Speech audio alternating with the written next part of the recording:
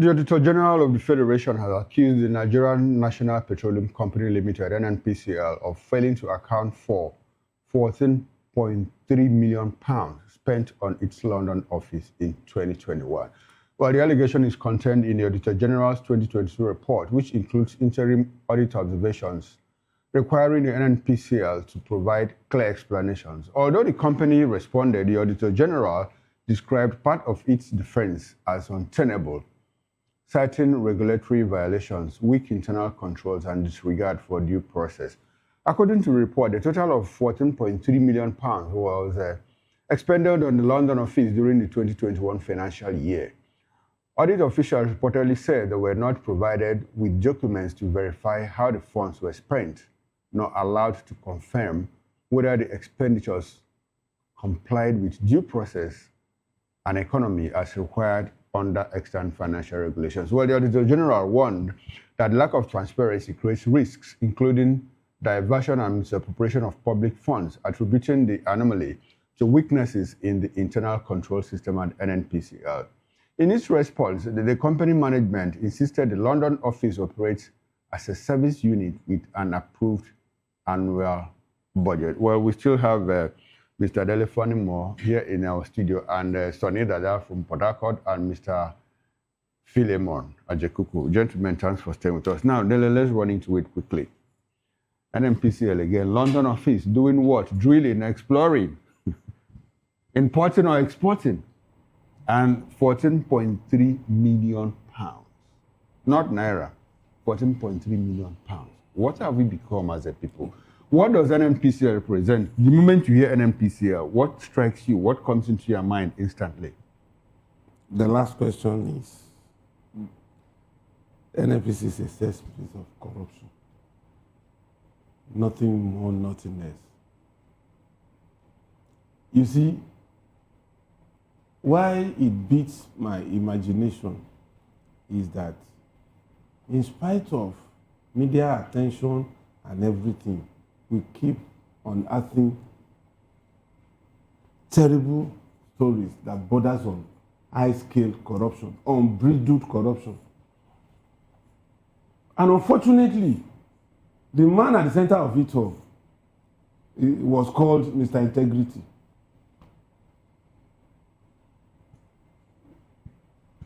He is culpable in this in three ways. He had experience of manning the Petroleum Ministry. When, as military man, he was Petroleum Minister. Under his watch, 2.8 billion that Fela sang about got missing. Till his death, nobody was able to unravel that money where it was kept. And 2.6 billion naira at that time, when exchange rate was like 70 kobo to $1.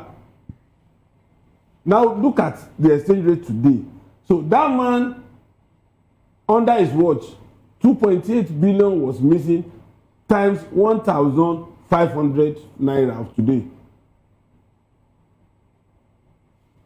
2, as head of state, he superintended over Nigeria, and there was no let in corruption in NNPC. 3, he came as civilian president and held on to the position of Petroleum Minister for 8 years, Mr. Integrity. And we are hearing all this, but unfortunately, the man is dead. No, the man is dead, but we understand that he wasn't I'm coming corrupt. to that. Yeah, he wasn't corrupt. Does that speak to the fact that he might have been caged and he didn't know what was going on in How could he have been Spartan with all this? Even if he's not paying much attention to NNPC, why did he stop audit for 8 years? 90, Nigerian Extractive Industry Transparency Initiative, the Nigerian arm of Extractive Industry Transparency Initiative International, was on Buhari's neck that we need to do forensic audit of NNPC. For 8 years, he looked the other way. So that is enough complicity. And look at the humongous money that is missing. You spent 14.9 million pounds. At today, a pound sterling is about 1,700 naira. Did you build a new house for NNPC in London? Did you change all the furnitures and fittings? And if you look at that report, that is why I said if auditors want to do their job, they will do it diligently and Nigeria will be out of this mess. I came into contact with financial regulation as a young person after my secondary school education when I had to work with the local government in 1982. That particular book, if it's applied to the letter, there won't be corruption in this country. In NNPC. Okay, all right, thank you very much. Now let's go to Mr. Sani Dada. Sani Dada, what do you make of the fact that NNPCL spent 14.3 million pounds in their London office, where there is no ongoing exploration? What actually do they do there? As somebody that you are the head of Civil Liberties Organization, CLO, I understand that you do deal a lot with transparency issues too. What should Nigeria do about this? Is it something that they should be telling us? And this happened in 2021. Up until this moment, they can't account for it. Yet we still have full officialdom. The person that supervised that 2021 is working free in and out of EFCC and all of that. What does that tell you about the intentionality of this government in fighting corruption?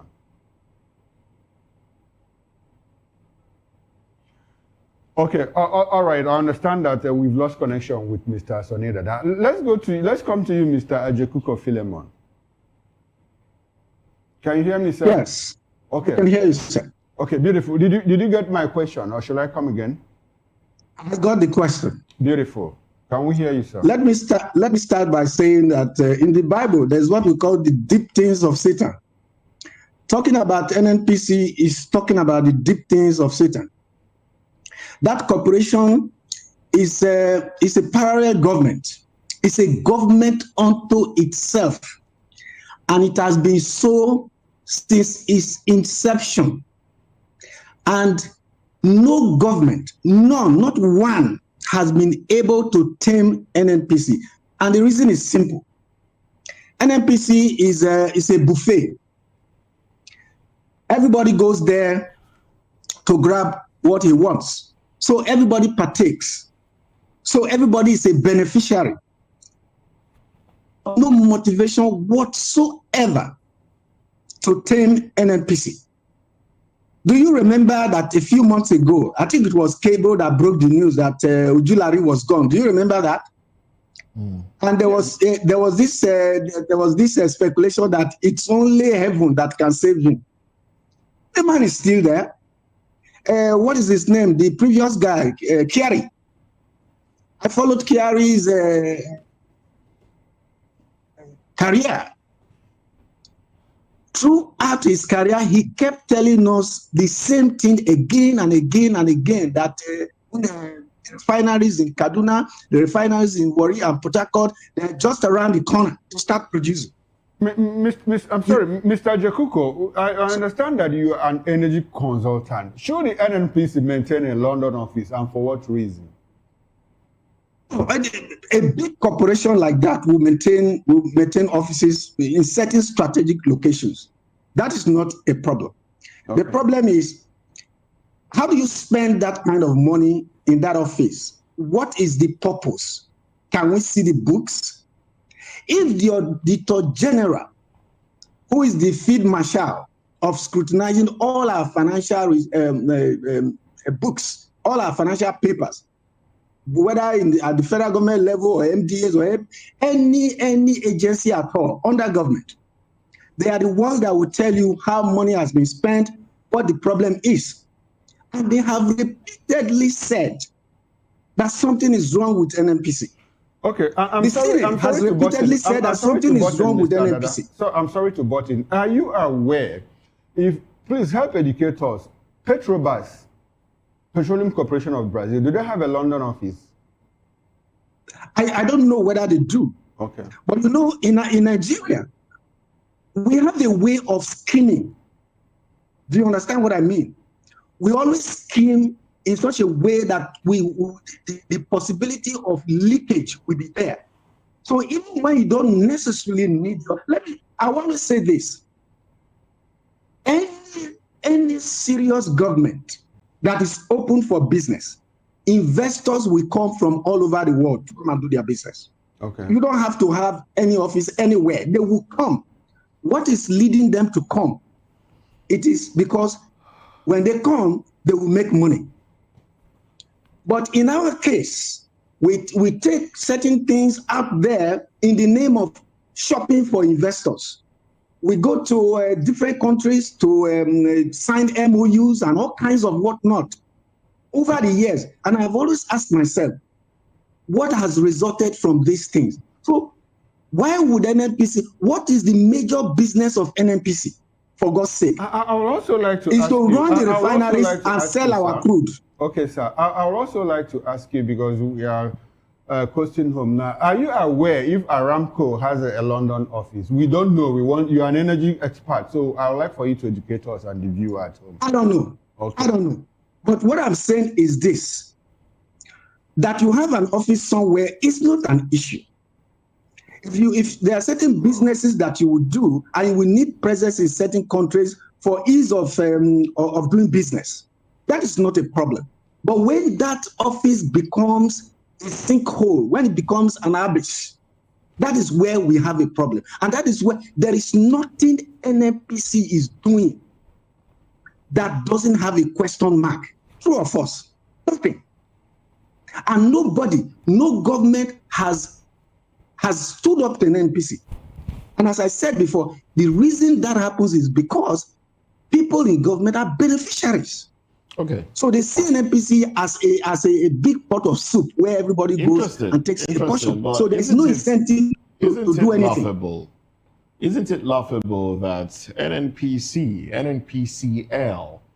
has been unable to run refineries in Nigeria, but is spending so much on office space in London? And the question Nigerians are asking is, well, what exactly? To further move crude, or what exactly? We're trying to understand the essence of a London office, and then the fact that such humongous amount of money was put into that office. And this is coming at a time when there are questions around monies missing that have monies that have not been explained from NNPCL. So that's the question that Nigerians are asking, really. And that's why my colleague has repeatedly asked you if Petrobras or Aramco have offices in London, because these are, refineries. These are companies that operate their country's refineries, and they seem to be doing relatively well without any office in London or any other part of the world, as against offices within their own shores alone. But they seem to be doing well. So that's basically why we're asking. And then we're posing these questions to you because you are an energy expert, and we expect that you can help us make sense of it. What I said, and I've said repeatedly, having an office anywhere in the world by a company as big as NNPC is not a problem. It's not a problem. It's not a problem. Let us get that straight. It's not a problem. But let us look at the flip side. What is NNPC selling to the world? It is crude, is it not? As of today, NNPC cannot meet its OPEC quota. It cannot meet its OPEC quota. So if you say that you are having an office there and using that office to market crude, what are you marketing? Besides that, have you seen lately in the last 2 years, that NNPC has been declaring profit of 1.something trillion. Okay. Have you seen Now, that? Because we are, yes, we've seen all of that. Because we are out So of time. where is that money coming from? Same question that we are asking. But because we are out of time, let's just use the next 1 minute to wrap up this conversation. NNPC is the deep things of Satan. Until we have a president who has the willpower to stop NNPC from doing what it is doing, we will continue to be in this hole, no matter how much prayer we offer to God. That's my last word. Deep things of Satan, you say. Well, the president is the minister, but even when the president was not the minister, when Giazani was there, we still saw NNPC doing some deep things done in the name of NNPC. Elifanimo, please, your concluding thoughts on this. My worry is in Igbo land, maybe Chukuma will corroborate this. When a woman goes to do Omugo and the child dies in the process, it never finish. It's supposed to return home. The refinery is that these people to pretend is not functioning. Why are they still keeping them?